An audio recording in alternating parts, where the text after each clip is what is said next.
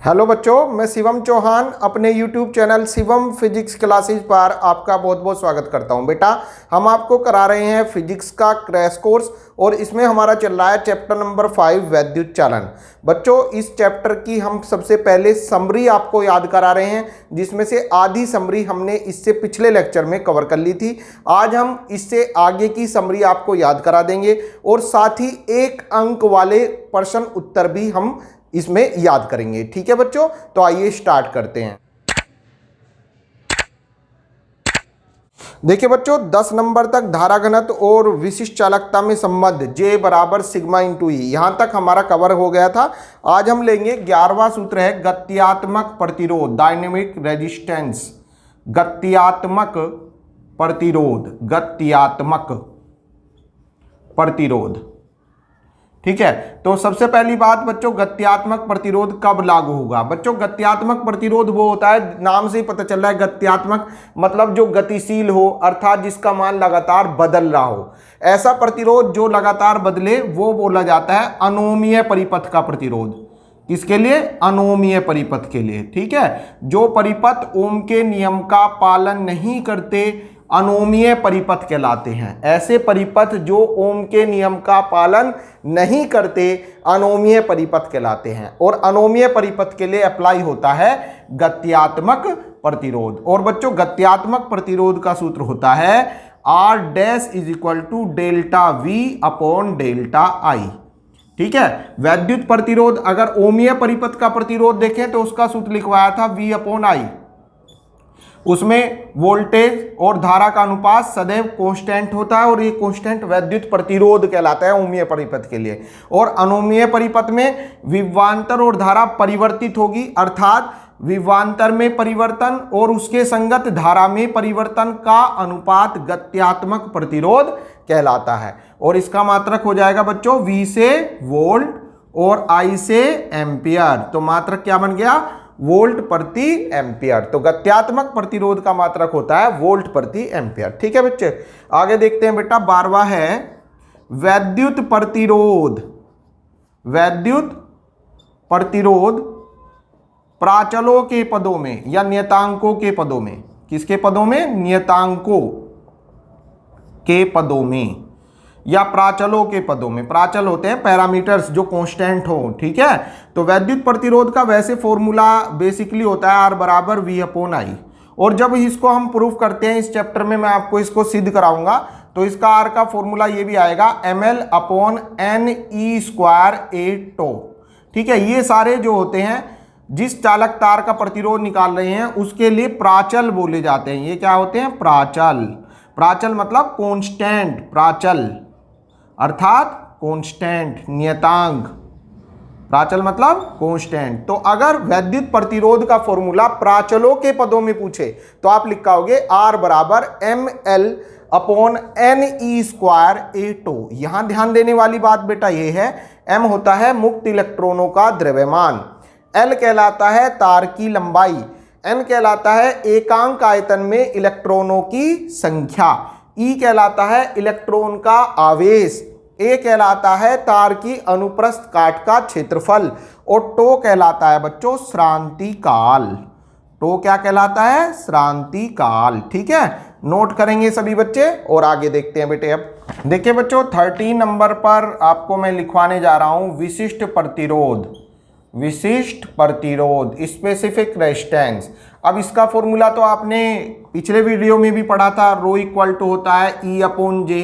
एक सूत्र तो मैंने ये लिखवाया था और दूसरा लिखवाया था इसका rho equal to R into A upon L। ठीक है, ये दोनों विशिष्ट प्रतिरोध ज्ञात करने के सूत्र है और मात्रक होता है इसका ओम मीटर। लेकिन अगर प्राचलों के पदों में पूछे तो प्राचलों के पदों में होता है बेटा इसका, प्राचलों के पदों में, है ना, in the form of parameters, तो रो इक्वल टू हो जाएगा, R की वैल्यू रख दो बच्चों। R का फॉर्मूला अभी बताया था, पैरामीटर्स के पदों में होता है ml upon NE square A tau और इनटू में A अपॉन L, है ना। R की वैल्यू ये रख दी बेटा, ये R की वैल्यू है और इनटू में A अपॉन L। जो कटता है उसे काटो, तो A से A कट गया, L से L कट गया, तो ये फॉर्मूला बन जाएगा rho equal to m upon NE square tau. ठीक है, ये आ गया विशिष्ट प्रतिरोध का तीसरा फॉर्मूला। तो इस प्रकार रो के 3 फॉर्मूले बन गए बच्चों। एक रो बराबर E अपॉन जे, रो बराबर R into A upon L और रो बराबर M upon N E square tau. ठीक है, अगला देखेंगे बेटे 14 है ताप का प्रभाव, है ना, ताप का प्रभाव। अगर हम ताप का प्रभाव देखें धातु पर, मिश्र धातु पर और अधातुओं पर, तो ताप का प्रभाव प्रतिरोध के लिए क्या होता है। तो सबसे पहले ताप का प्रभाव निकालने के लिए प्रतिरोध समीकरण याद करें। प्रतिरोध समीकरण बच्चों, प्रतिरोध समीकरण होती है, प्रतिरोध समीकरण R T equal to R0 into 1 plus alpha T. ये किसी भी चालक तार का T ताप पर प्रतिरोध निकालने का सूत्र है। क्या, RT बराबर R0, ये R है बच्चों, RT बराबर R0 into 1 plus alpha T. यहां पर याद रखना है RT होता है T डिग्री सेल्सियस ताप पर प्रतिरोध, T डिग्री सेल्सियस ताप पर प्रतिरोध। इसी प्रकार R0 होता है 0 डिग्री सेल्सियस ताप पर प्रतिरोध। एल्फा होता है प्रतिरोध ताप गुणांक, एल्फा क्या होता है, प्रतिरोध ताप गुणांक। और टी वो ताप है जिसके लिए हम निकाल रहे हैं, है ना, टी अज्ञात ताप। टी क्या है, अज्ञात ताप, या जो दिया है, या जो दिया है गिवन टेम्परेचर, वो रख देंगे। ठीक है बच्चों, देखिए ध्यान से, फिर प्रतिरोध समीकरण RT बराबर होती है R0 into 1 plus alpha T. अब ये इसमें RT क्या है, RT, R माने प्रतिरोध, रेजिस्टेंस, कितने टेम्परेचर पर, T डिग्री सेल्सियस पर। तो T डिग्री सेल्सियस पर जो तार का प्रतिरोध होगा उसे RT से लिखेंगे, 0 डिग्री सेल्सियस पर जो प्रतिरोध होगा उसको R0 लिखेंगे। एल्फा कहलाता है प्रतिरोध ताप गुणांक और T वो ताप होता है जिस पर आप प्रतिरोध ज्ञात कर रहे हैं, अज्ञात ताप या जो ताप दिया है जिस पर आप प्रतिरोध निकाल रहे हैं। ठीक है, अब इसमें यह देखना है ताप का प्रभाव धातु, मिश्र धातु और अर्धचालकों पर क्या पड़ता है। धातुओं पर, मिश्र धातुओं पर और अर्धचालकों पर, मिश्र धातुओं पर और अर्धचालकों पर। ये बहुत इंपॉर्टेंट है, 1 नंबर में बहुत पूछा जाता है ये क्वेश्चन जो मैं यहां पर लिखवा रहा हूं अब आपको, मोस्ट इंपोर्टेंट। ताप का प्रभाव धातुओं पर क्या पड़ता है, मिश्र धातुओं पर क्या पड़ता है और अर्धचालकों पर क्या पड़ता है। तो जो धातुओं की प्रतिरोधकता होती है ना बच्चों, धातुओं की प्रतिरोधकता, या ये कह दीजिए प्रतिरोध, क्योंकि प्रतिरोधकता जो होती है वो प्रतिरोध के अनुक्रमानुपाती होती है। कैसे पता चला, ये देखिए प्रतिरोधकता का सूत्र है rho equal to R into A upon L. तो अब ये देखो ये एक दूसरे के प्रोपोर्शनल है, यहां सर देख रहे हैं आप, रो अनुक्रमानुपाती है R के, अर्थात अगर प्रतिरोध बढ़ेगा तो विशिष्ट प्रतिरोध भी बढ़ेगा। और ये कब बढ़ेंगे, जब तार का ताप बढ़ेगा। तो याद रखिए बच्चों, अगर हम धातु के तार का ताप बढ़ा दें तो उसका प्रतिरोध बढ़ जाता है, अर्थात प्रतिरोधकता बढ़ जाती है। ठीक है, फिर सुनिए, धातु के तार का ताप बढ़ाने पर प्रतिरोध बढ़ जाता है, अर्थात प्रतिरोधकता भी बढ़ जाती है। ठीक है, इसी प्रकार मिश्र धातु जो होते हैं, मिश्र धातु एलॉय क्या होते हैं, मिश्र धातु जैसे कांस्टेंटन, मैग्नीन, ये मिश्र धातु हैं। धातुओं में धातु के एग्जाम्पल हो सकते हैं बच्चों एल्यूमिनियम, है ना, लोहा, तांबा एक्सेट्रा, ये होते हैं धातु। मिश्र धातु में क्या आता है बच्चों, कांस्टेंटन, कांस्टेंटन मतलब कांसा, Cu प्लस Sn, इसका सूत्र होता है Cu प्लस Sn। ठीक है, या पीतल, ये सब क्या है, मिश्र धातु हैं बच्चों। इनकी भी प्रतिरोधकता सेम ऐसे ही डिपेंड करेगी। प्रतिरोधकता बढ़ती है कब, जब प्रतिरोध बढ़ता है, और प्रतिरोध कब बढ़ता है, जब ताप बढ़ता है। ठीक है, तो देखिए सब में मैंने ऊपर की ओर ये ऐसे लगाया, इसका मतलब क्या है, ऊपर की ओर जो तीर का साइन लगाया इसका मतलब ये है ताप बढ़ा तो प्रतिरोध भी बढ़ा, प्रतिरोध बढ़ा तो प्रतिरोधकता भी बढ़ी। ठीक है, धातु के तार का ताप बढ़ाने पर प्रतिरोध बढ़ता है, प्रतिरोध बढ़ने पर प्रतिरोधकता अर्थात विशिष्ट प्रतिरोध भी बढ़ जाता है। उसी प्रकार मिश्र धातुओं के लिए, मिश्र धातु जैसे कांस्टेंटन के लिए, मैंगनीन के लिए, पीतल के लिए भी धातुओं की तरह ही इफेक्ट होता है ना। मिश्र धातुओं का ताप बढ़ाने पर प्रतिरोध बढ़ जाता है, प्रतिरोध बढ़ने के कारण प्रतिरोधकता भी बढ़ जाती है। और बच्चों अगर बात करें अर्धचालकों की, तो अर्धचालकों की जो प्रतिरोधकता होती है वो ताप के व्युत्क्रमानुपाती होती है। इसका मतलब क्या है, अगर ताप बढ़ाओगे तो प्रतिरोधकता घटेगी, और प्रतिरोधकता घटेगी तो इसका मतलब क्या होगा, प्रतिरोध भी घटेगा। ठीक है, ध्यान से समझिए, अर्धचालकों की प्रतिरोधकता ताप के व्युत्क्रमानुपाती होती है, अर्थात अर्धचालकों का ताप बढ़ाने पर प्रतिरोधकता घट जाती है, और प्रतिरोधकता घटेगी तो प्रतिरोध भी घटेगा। ठीक है, और बच्चों एक और बात, अगर पूछे चालकता, तो चालकता हमने पढ़ाई थी इसी चैप्टर में आपको, इससे पिछले लेक्चर में। चालकता प्रतिरोधकता की उल्टी होती है। तो यहां पर आप देख रहे हैं, ताप बढ़ाया, प्रतिरोधकता घटी, प्रतिरोधकता घटी अर्थात चालकता बढ़ी, तो प्रतिरोधकता घटेगी तो चालकता कंडक्टिविटी जिसको बोलते हैं, या सिग्मा से इसको डिनोट करते हैं हम, ये बढ़ेगी। ठीक है, ताप बढ़ाने पर प्रतिरोधकता घटेगी और चालकता बढ़ेगी, किसकी, अर्धचालकों की। ठीक है, क्योंकि चालक याद रखना है बस, किसी के लिए भी, चाहे धातु के लिए, मिश्र धातु के लिए, अर्धचालकों के लिए, अगर प्रतिरोधकता बढ़ रही है तो चालकता घट रही है, प्रतिरोधकता घट रही है तो चालकता बढ़ रही है, क्योंकि चालकता प्रतिरोधकता की व्युत्क्रमानुपाती होती है। ठीक है, तो ध्यान देंगे, धातुओं का ताप बढ़ाने पर प्रतिरोध बढ़ेगा, प्रतिरोधकता बढ़ेगी, चालकता घटेगी। ठीक, मिश्र धातुओं के लिए ताप बढ़ाने पर प्रतिरोध बढ़ेगा, प्रतिरोधकता बढ़ेगी, चालकता घटेगी।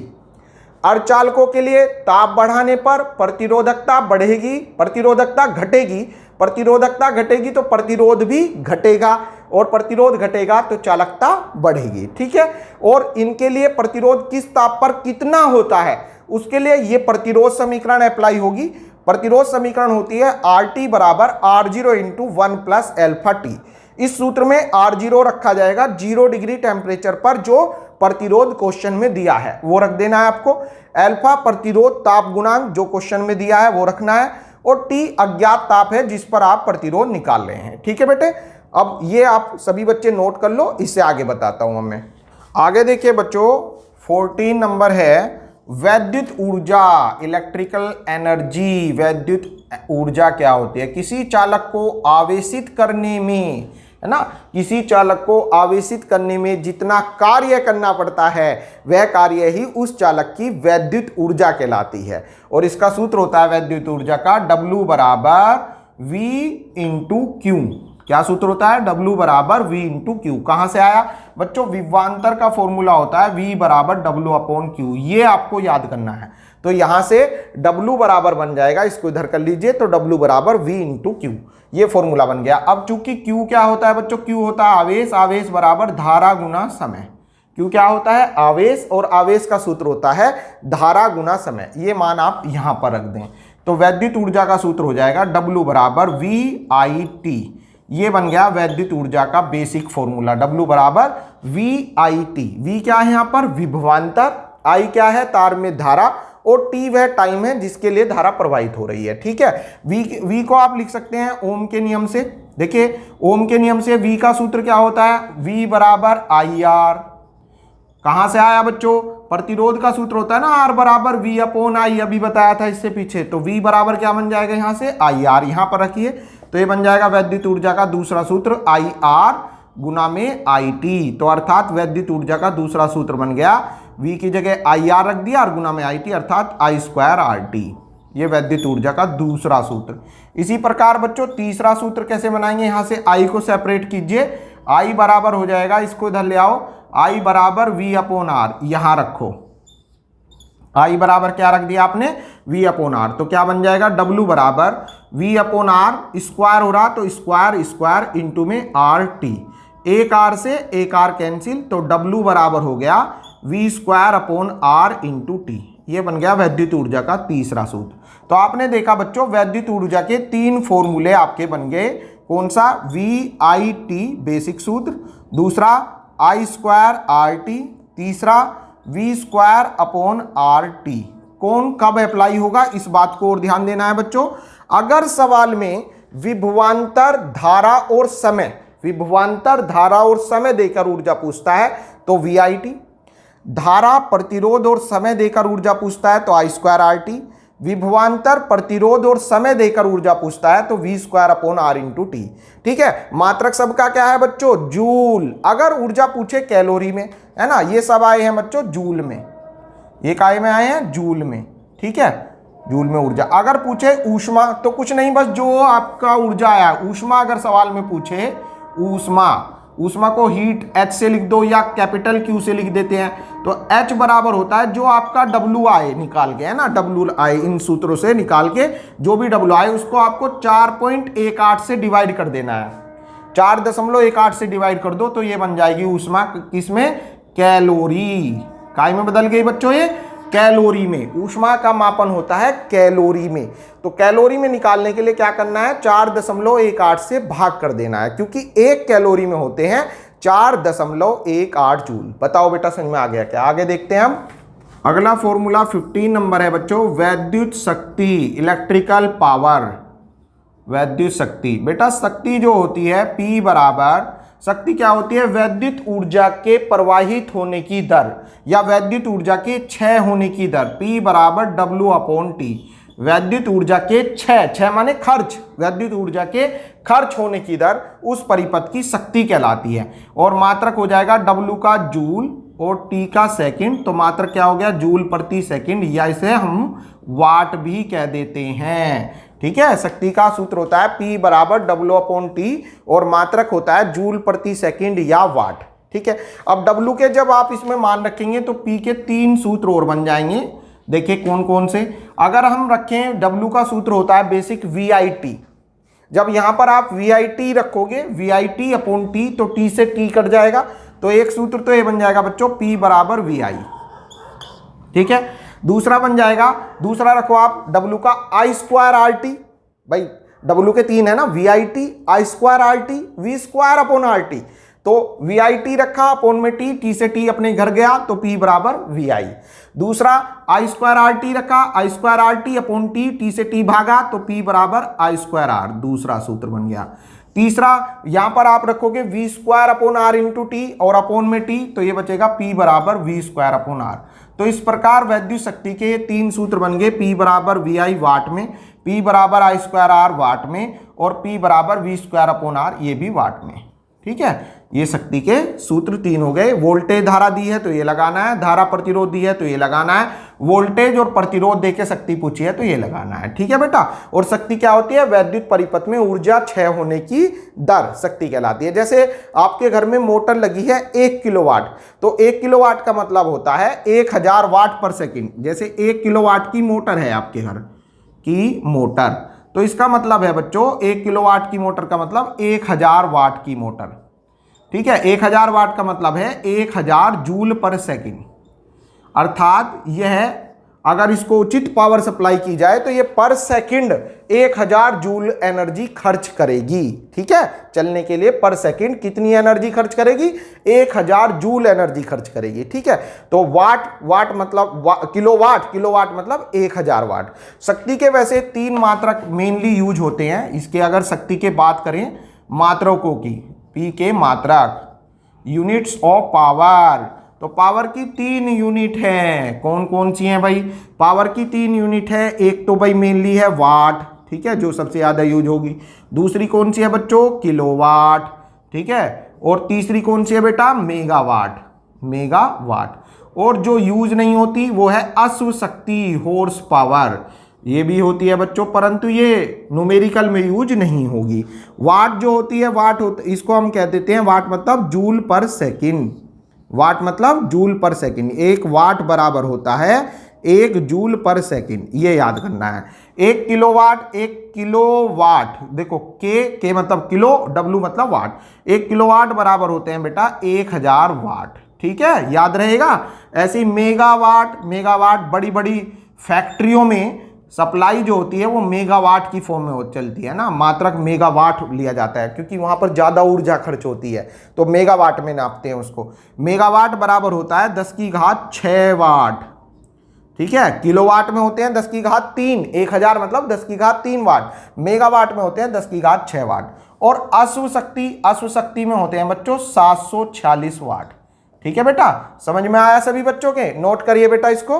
आगे देखते हैं बच्चों, प्रतिरोधों को जोड़ना, 16वां और 17वां सूत्र है ना। प्रतिरोधों को जोड़ना, प्रतिरोधों को जोड़ना, ठीक है। तो प्रतिरोधों को जैसे संधारित्रों को मुख्यतः दो प्रकार से जोड़ते हैं, ऐसे ही प्रतिरोधों को भी मुख्यतः दो प्रकार से ही जोड़ते हैं, श्रेणी और समांतर, इन सीरीज इन पैरेलल, ठीक है। श्रेणी क्रम क्या होता है? श्रेणी मतलब ऐसे, जैसे एक ही लाइन में अगर प्रतिरोध है, ठीक है, R1 R2 ये श्रेणी होगा, या ये कह दो बच्चों धारा समान है, ठीक है, सभी में धारा कैसी है? समान, तो श्रेणी क्रम होगा। और दूसरा विभवांतर अलग अलग हैं, विभवांतर अलग अलग हैं। ये श्रेणी क्रम की 3 पहचान बता दी बच्चों, ये याद रखियो, कभी मार नहीं खाने के, आप सारे सवाल कर दोगे आसानी से। अगर सारे प्रतिरोध एक ही लाइन में हो तो श्रेणी क्रम होगा, प्रतिरोधों में धारा समान है, श्रेणी क्रम होगा, विभवांतर अलग अलग है, समांतर श्रेणी क्रम होगा, ठीक है। अब समांतर में आ जाइए। समांतर में बच्चों प्रतिरोध आमने सामने होते हैं, ऐसे देखिए, ये बेटा ये आमने सामने है, R1 R2 आमने सामने है, तो ये कौन से क्रम में होंगे? समांतर क्रम में। एक ही लाइन में है तो श्रेणी क्रम में, आमने सामने है तो समांतर क्रम में, ठीक है। और इनमें धारा अलग अलग, देखिए यहां से इसमें I1 मान लीजिए कुल धारा II, और वो जो कुल धारा II यहां पर आकर दो भागों में बट गई, I1 और I2। तो कहने का मतलब धारा कैसी होगी? इनमें अलग अलग होगी, धारा कैसी होगी? अलग अलग होगी। ये आपको याद कर लेना है, ठीक है, याद नहीं समझ लेना है, रट्टा नहीं मानना है। धारा अलग अलग होगी, कौन से क्रम के लिए? समांतर क्रम के लिए। और विभवांतर की अगर बात करें बेटा, तो विभवांतर सब में समान होगा। विभवांतर कैसा होगा? सब में समान होगा। धारा कैसी होगी? अलग अलग होगी, विभवांतर समान होगा, ठीक है।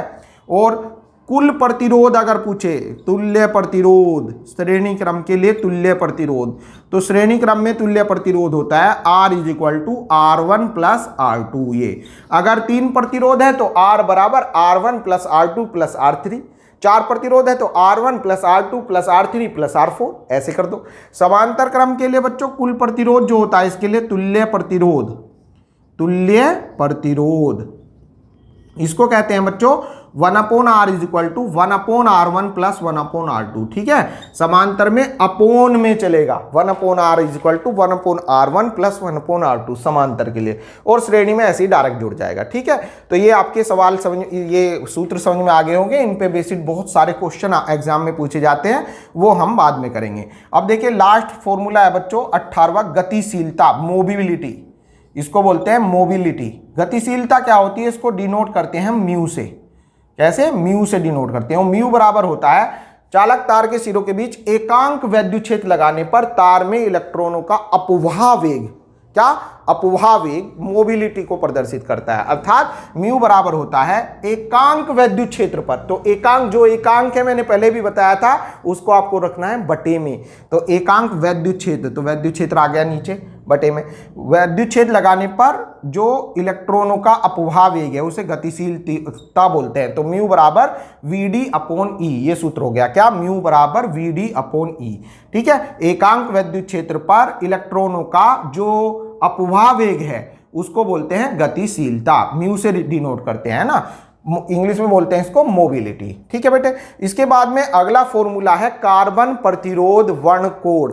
तो उसके लिए तो बच्चों मैंने एक अलग से सेपरेट वीडियो डाल रखी है यूट्यूब पर, उसका लिंक मैं इसी वीडियो के डिस्क्रिप्शन बॉक्स में डाल दूंगा, उसको आपको जरूर देखना है, क्योंकि इसको बहुत बच्चे 15,000 से प्लस बच्चे देख चुके हैं। कार्बन प्रतिरोध वर्णकोण सारणी की सहायता से प्रतिरोध कैसे निकालें, ठीक है। अब देखते हैं बच्चों एक अंक वाले अति लघु प्रश्न।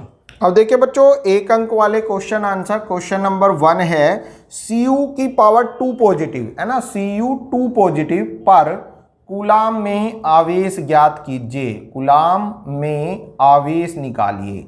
तो कैसे निकालेंगे बेटा इसके लिए, आवेश के लिए? इसको सॉल्यूशन देखें। Cu2 पॉजिटिव का मतलब है इस Cu ने, कॉपर ने 2 इलेक्ट्रॉनों का त्याग कर दिया है। तभी इसके ऊपर धनावेश आया है। अर्थात कितने इलेक्ट्रॉनों का त्याग किया? 2, तो n बराबर 2। अब ये कह रहा है 2 इलेक्ट्रॉनों का त्याग करने से कितना आवेश जनरेट हुआ इस पर, तो Q बराबर Ne लगा दो बेटा। आवेश का सूत्र होता है इलेक्ट्रॉनों की संख्या से जब निकालते, क्योंकि यहां पर 2 इलेक्ट्रॉनों का त्याग हुआ तो इस इलेक्ट्रॉनों के त्याग से कितना आवेश उत्पन्न हुआ, तो Q बराबर Ne लगा दो। तो Q बराबर n की जगह 2 इलेक्ट्रॉन 1 2 है ना, 2 पॉजिटिव है ना, 2 इलेक्ट्रॉन त्यागे, और E मूल आवेश 1.6 गुना 10 की घात -19, तो Q बराबर 16 दूनी 32 3.2 गुना 10 की घात -19 गुलाम। इतना आवेश इस पर जनरेट हुआ। ठीक है, समझ में आया बेटा? आगे देखते हैं। क्वेश्चन नंबर 2 है, धातु में मुक्त इलेक्ट्रॉनों के श्रांति काल से क्या अर्थ है? मुक्त इलेक्ट्रॉनों का श्रांति काल क्या होता है? श्रांति काल क्या होता है? देखिए, जैसे एक चालक तार मानिए, है ना, कंडक्टिंग वायर ये है, इसको आप एक बैटरी से जोड़ दें। ये हमने इसको बैटरी से कनेक्ट कर दिया, ये बैटरी का प्लस ये माइनस, अर्थात तार के सिरों के बीच विभवांतर लगा दिया, ये वोल्टेज V लगा दी। तो क्या होगा बच्चों? तार में जो इलेक्ट्रॉन्स हैं वो उच्च विभव वाले सिरे की ओर चलेंगे, ऐसे उच्च विभव वाले सिरे की ओर गति करेंगे। ठीक है, अर्थात पॉजिटिव की ओर गति करेंगे। तो अब देखिए, ये तो मैंने बिल्कुल ऐसे ही बस आराम से दिखा दिया, आपको शांति से जा रहे हैं, लेकिन ऐसा रियल में नहीं होता। जब ये इलेक्ट्रॉन उच्च विभव वाले सिरे की ओर चलते हैं तो इनके बीच होती है लड़ाई। लड़ाई मतलब टक्कर। श्रांति, नाम से ही पता चल रहा है श्रांति। एक तो होता है शांति, शांति मतलब आराम से जा रहे हैं, श्रांति टक्कर, जब इनके बीच आपस में टक्कर होगी, है ना। तो जैसे ये चलेंगे इलेक्ट्रॉन, जब हमने इसको बैटरी से जोड़ा तो जो मुक्त इलेक्ट्रॉन होते हैं वे अपने आसपास वाले धनायनों से लगातार टकराते हैं। किसी मुक्त इलेक्ट्रॉन की 2 क्रमागत टक्करों के बीच, ध्यान से सुनिए, किसी मुक्त इलेक्ट्रॉन की 2 क्रमागत टक्कर के बीच लगा औसत समय श्रांति काल कहलाता है।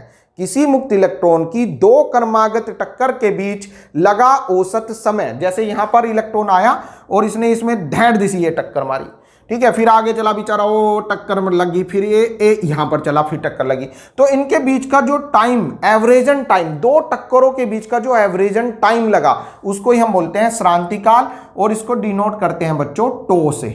ठीक है, काय से डिनोट करते हैं? टो से।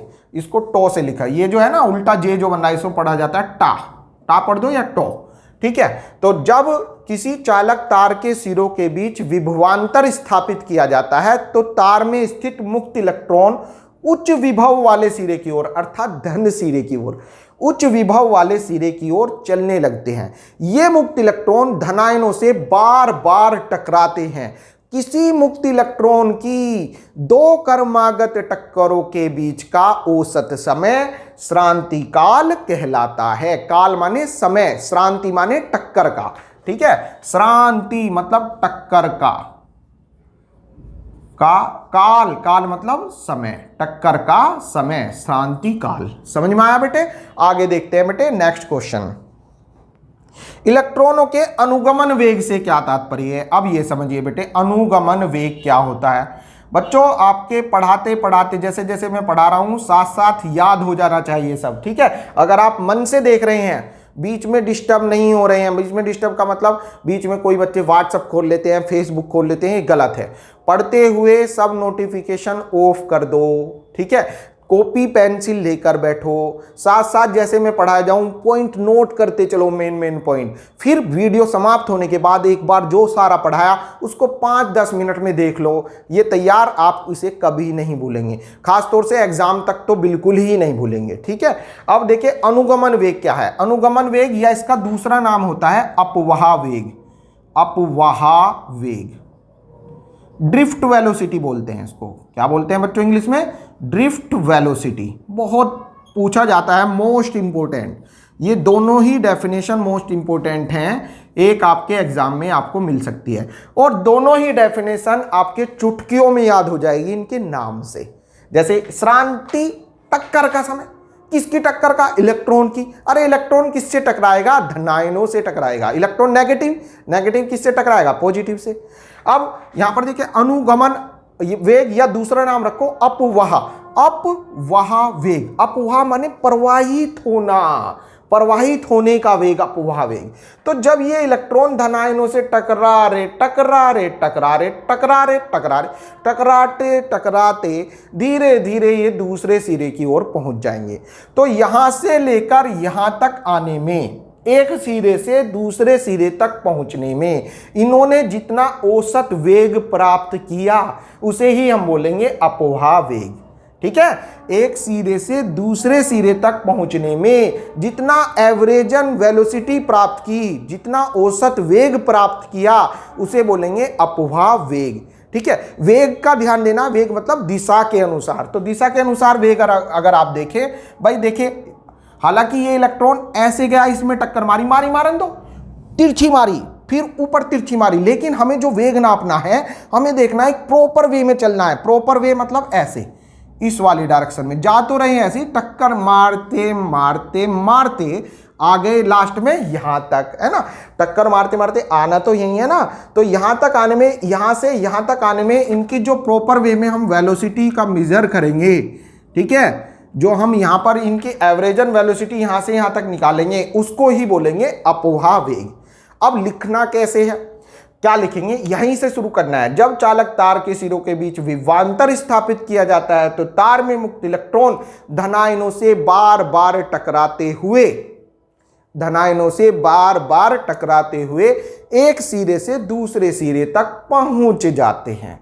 ठीक है, वहां तक पहुंचने में, दूसरे सिरे तक पहुंचने में इलेक्ट्रॉन जितना औसत वेग प्राप्त करते हैं वह औसत वेग अपवाह वेग कहलाता है। ठीक है बच्चों, मेरे साथ साथ याद हो गया होगा आपके।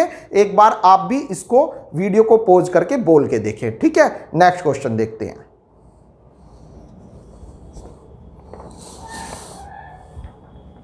क्वेश्चन नंबर 4 है बच्चों, विशिष्ट प्रतिरोध किन किन कारकों पर निर्भर करता है। विशिष्ट प्रतिरोध, तो विशिष्ट प्रतिरोध किन किन कारकों पर निर्भर करता है, ये तो मैंने बताया था इससे पिछले लेक्चर में जब फॉर्मूले लिखवा रहा था बच्चों, मैं जब समरी याद करा रखा था तभी बताया था। विशिष्ट प्रतिरोध जो होता है वो तार के पदार्थ पर निर्भर करता है। किस पर, तार के पदार्थ पर, कि तार किस चीज का बना हुआ है। तो विशिष्ट प्रतिरोध किस पर डिपेंड करता है, बस आपको ये लिख देना है, तार के पदार्थ पर निर्भर करता है। किस पर निर्भर करता है, तार के पदार्थ पर निर्भर करता है। ठीक है, आगे देखते हैं बच्चों। ऐसे 3 पदार्थों के नाम लिखो जिनकी प्रतिरोधकता ताप बढ़ाने पर घटती है। प्रतिरोधकता ताप बढ़ाने पर घटती है। तो देखो, धातुओं की प्रतिरोधकता ताप बढ़ाने पर बढ़ती है, आज ही पढ़ाया, आज के लेक्चर में ही है। धातुओं की प्रतिरोधकता ताप बढ़ाने पर बढ़ती है, मिश्र धातुओं की प्रतिरोधकता भी बढ़ती है, और अर्धचालकों की प्रतिरोधकता ताप बढ़ाने पर घटती है। तो ये तो मैंने लिखवा रखा है बच्चों, क्वेश्चन नंबर 5 में का आंसर हो जाएगा अर्धचालकों की प्रतिरोधकता क्या होती है, ताप बढ़ाने पर, ताप को बढ़ाने पर घटती है। ठीक है, अर्धचालकों की प्रतिरोधकता ताप बढ़ाने पर घटती है, मतलब रो जो होती है इनवर्सली प्रोपोर्शनल होती है टी के। टी मतलब टेम्परेचर, ताप के, इनवर्सली मतलब व्युत्क्रमानुपाती। ताप बढ़ेगा तो प्रतिरोधकता घटेगी, किसकी, अर्धचालकों की। अब अर्धचालक हमें 3 के नाम लिखने हैं, क्वेश्चन में कहा है ना 3 अर्धचालकों के, तो लिख दो भाई। कार्बन फेमस है एक अर्धचालक, जर्मेनियम Ge और सिलिकॉन Si, ये अर्धचालक लिख दो बच्चों। ये जो अर्धचालक हैं इनकी प्रतिरोधकता ताप बढ़ाने पर घटती है, कार्बन, जर्मेनियम, सिलिकॉन। ठीक है, नोट करिए सभी। देखिए बेटे, क्वेश्चन नंबर 6 है बच्चों, R ओम के तार को n बराबर भागों में काटा। ठीक है जी, काटेंगे। ये मान लीजिए ये रहा R ओम का तार। अब इसको हमने क्या करा, n भागों में काटा। लो जी काटिए, n भागों में काटा। तो काटो जी, ये लो जी, ये इसका पहला भाग, ये इसका दूसरा भाग, ये इसका तीसरा भाग, ये इसका चौथा भाग। ठीक है, ये इसके भाग हो गए, n भागों में काट दिए। कितने भाग हो गए, n भाग मान लीजिए, n मतलब बहुत सारे, पता नहीं कितने भाग है, इसको हमने ये n भागों में काट दिया। ये लो जी, ठीक है, R ओम का एक तार है, इसको n भागों में काट दिया, ये आपके n भाग हो गए इस तार के। अब आप सोच रहे होगे ये बीच में डिजाइन सा क्या बना दिया।